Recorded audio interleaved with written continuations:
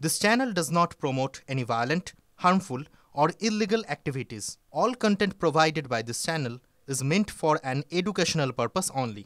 Cancer Healer Center, a new beginning.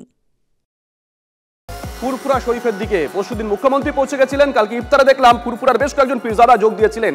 ফুরফুরা নতুন সমীকরণ কি হতে চলেছে, সেটা কি আগামী দিনে 26-এর নির্বাচনে রাজ্য রাজনীতিতে কোনো প্রভাব ফেলতে পারে?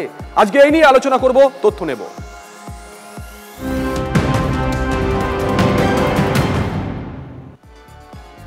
আচ্ছা, এই ফুরফুরা শরীফে কি তাহলে কোথাও গিয়ে এই ঠাকুরনগর মডেলটাই কায়েম করতে চলেছে রাজ্যের শাসক দল? গতি প্রকৃতি কিন্তু এই প্রশ্ন তুলতে বাধ্য করে দিয়েছে। কাসেম সিদ্দিকী নিশ্চয়ই মনে আছে আপনাদের, নওশাদ আব্বাসের ভাই কাসেম সিদ্দিকী। একটা সময় দেখেছিলাম এই কাসেম বারংবার তৃণমূলের বিরুদ্ধে ক্ষোভ প্রকাশ করেছিলেন প্রকাশ্যে। সেই কাসেম সিদ্দিকীকে আমরা দেখলাম মুখ্যমন্ত্রী যেদিনকে গেছিলেন সেই অনুষ্ঠানে সঞ্চালনা করলেন, এমনকি গতকাল পাক সার্কাসের এই ইফতার পার্টিতেও যোগ দিয়েছিলেন।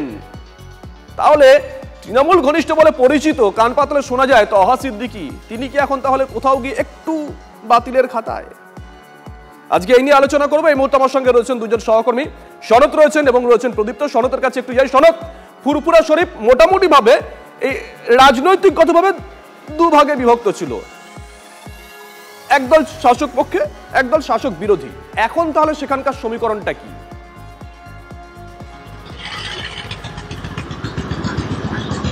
দেখো সুব্রজিৎ, তোমাকে প্রথমেই জানাই, মুখ্যমন্ত্রী যেদিন ইফতারের মজলিস যেদিন অনুষ্ঠানে যোগ দেবেন তার আগে থেকেই ফুরফুরা শরীফ কিন্তু 4 ভাগে বিভক্ত হয়েছে। আচ্ছা, অর্থাৎ যেখানে 2টো ভাগ ছিল সেখানে এখন 4টে ভাগ হয়েছে। অর্থাৎ ফুরফুরা শরীফ এক প্রকার বলা যায় 4 টুকরো করে দেওয়া হয়েছে ফুরফুরা শরীফকে। কিরকম সমীকরণটা কি? তহা সিদ্দিকীকে আমরা জানি, বা তহা সিদ্দিকী রাজনৈতিক মহল যেটা মনে করে যে তহা সিদ্দিকী তৃণমূলপন্থী এবং মমতার খুব ঘনিষ্ঠ, তিনি একটা দিকে আছেন। পাশাপাশি এখানে ইব্রাহিম সিদ্দিকী সহ আরো বেশ কয়েকজন যারা পীরজাদা আছেন তারা বরাবরই সিপিএম পন্থী ছিলেন এবং এখনো সিপিএম পন্থী তারা আছেন। অন্যদিকে নওশাদ সিদ্দিকী বা আব্বাস সিদ্দিকীর যে আইএসএফ দল, সেদিকেও কিন্তু পীরজাদাদের একাংশ সেদিকে ঝুঁকে আছে।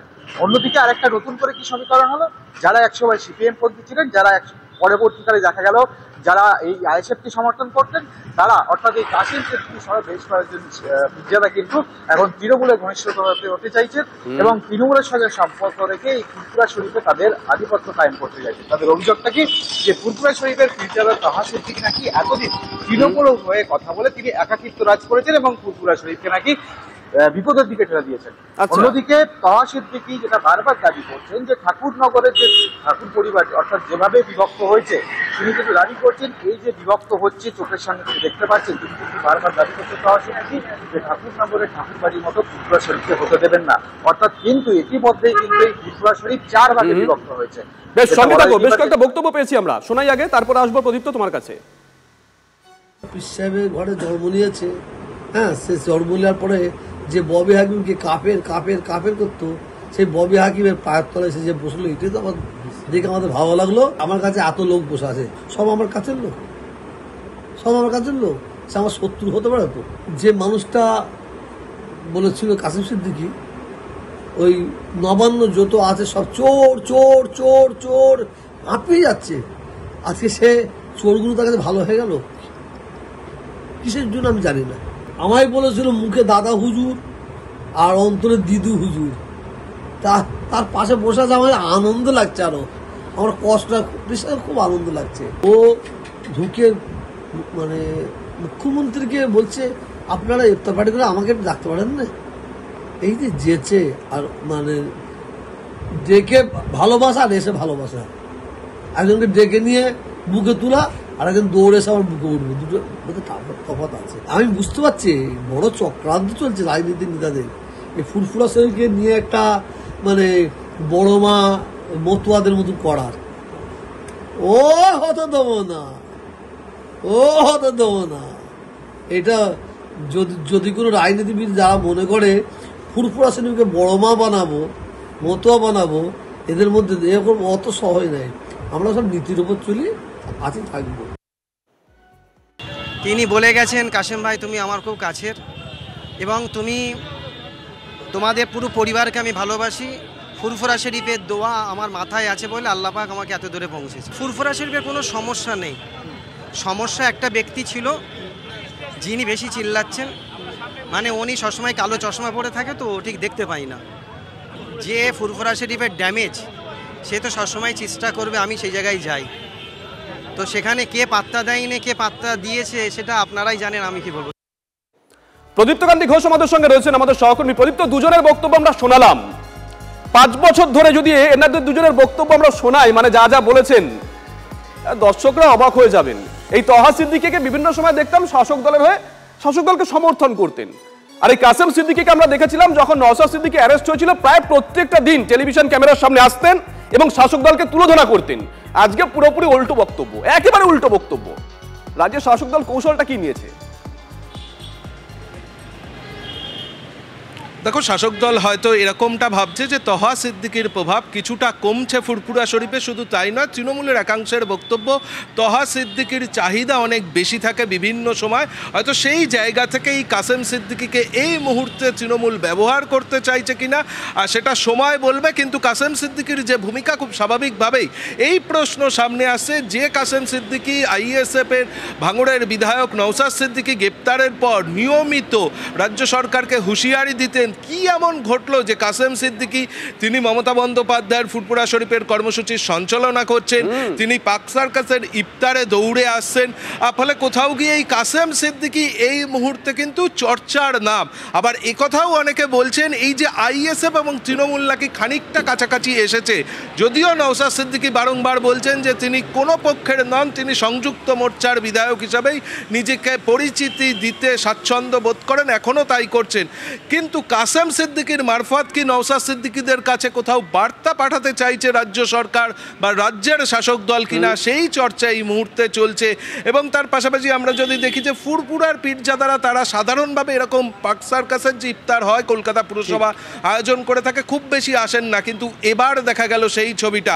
অর্থাৎ কোথাও গিয়ে অনেকে কথা বলছেন যে এবার আস্তে আস্তে কাসেম সিদ্দিকী অন্তর্ভুক্তিকরণের প্রক্রিয়া চলছে আর হয়তো তহা সিদ্দিকীকে খানিকটা দূরে চলে যেতে হবে, এই ধরনের পরিস্থিতি চলছে। এবং এই মুহূর্তে রাজ্যের শাসক দল ফুরফুরা শরীফের মারফত যেটুকু নিয়ন্ত্রণ এই মুসলিম সমাজের ওপরে এই পীরজাদাদের রয়েছে, সেইটুকুও যাতে পুরোটা পাওয়া যায় 26-এর ভোট ব্যাংকে, সেই জন্য কোনো পীরজাদাকেই তারা অসন্তুষ্ট করতে চাইছেন এবং সেই কারণেই এই ধরনের ভূমিকা বলেই মনে করছেন রাজনৈতিক মহলের বিশেষজ্ঞরা। এবং সেই জন্যই তহা সিদ্দিকী এবং কাসেম সিদ্দিকী দুই শিবির হলেও এই মুহূর্তে রাজ্যের শাসক দলের কাছে কিন্তু দুপক্ষই যথেষ্ট গুরুত্ব পাচ্ছে। এবং সেই ছবিটাই ফুরফুরা শরীফে গিয়ে মমতা বন্দ্যোপাধ্যায়ের যে কর্মসূচি ছিল, ইফতারের কর্মসূচি ছিল, সেখানেও স্পষ্ট হয়েছে। এবং তার পরের দিন কলকাতা পুরসভা আয়োজিত যে ইফতার ছিল সেখানেও দেখা গেল এই সমস্ত পীরজাদাদের। জগন্নাথ চট্টোপাধ্যায় এই মুহূর্তে আমাদের সঙ্গে রয়েছেন, বিজেপি নেতা। জগন্নাথবাবু, শুভজিৎ রয়েছি। জগন্নাথবাবু, যেটা তহা সিদ্দিকীও বলছেন যে ঠাকুর বাড়িতে যে মডেল তৃণমূল কংগ্রেস নিয়েছিল সেটাই এবার তারা ফুরফুরায় নিতে চলেছেন, আপনি কি সহমত গতি প্রকৃতি দেখে? দেখুন, এই দুধেল গাইদের রাজনীতিতে আমাদের কোনো উৎসাহ নেই, তবে ফুরফুরায় গিয়ে ওনার মেজাজ ফুরফুরে থাকবে না এটুকু বলতে পারি। এবং এই রাজনীতি যা বলছেন সেই রাজনীতি পশ্চিমবঙ্গের আসল সেটিং, সেই সেটিংকে প্রকাশ্যে আনছে। আপনি যে পীরজাদার নাম বললেন, ওদের তো অনেক পীরজাদা, তো সেই পীরজাদা এতদিন সেলিম সাহেবের, মোহাম্মদ সেলিম সাহেবের কোলেই থাকতেন। তো সেই পীরজাদার মাধ্যমে আমরা অন্তত পক্ষে পশ্চিমবঙ্গের রাজনীতিতে সিপিএম এবং তৃণমূলের নতুন সেটিং, আসল সেটিং, সেটা আমরা বুঝতে পারছি। তো এখন পীরজাদারা নিজেদের মধ্যে ঠিক করুন ভাগের মমতা কাকে নেবেন, কতটা ভাগ নেবেন। কিন্তু মমতা বন্দ্যোপাধ্যায় এখন পীরজাদাদের মাঝে খণ্ড বিখণ্ড বিভাজিত হয়ে গেছেন। তার এবার কি পরিস্থিতি হয় আপনারা দেখতে থাকুন। দুধেল গাইদের দুধ একদিন খেয়েছেন, এবার দুধেল গাইদের লাঠি খাবেন। ধন্যবাদ। আমরা কথা বললাম বিজেপি নেতা জগন্নাথ চট্টোপাধ্যায়ের সঙ্গে। প্রদীপ্তর কাছে আরো একবার যাই। প্রদীপ্ত, অর্থাৎ এখনো পর্যন্ত যা গতি প্রকৃতি, তাদের দুটো সমীকরণ উঠে আসছে।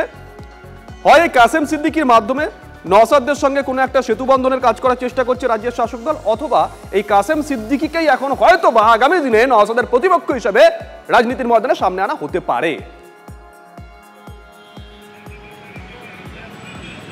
দেখো সেই সম্ভাবনা রয়েছে, তবে কাসেম সিদ্দিকীরা যে দাবি করছেন যে তারা কোনোভাবেই রাজনীতির ময়দানে আসবেন না।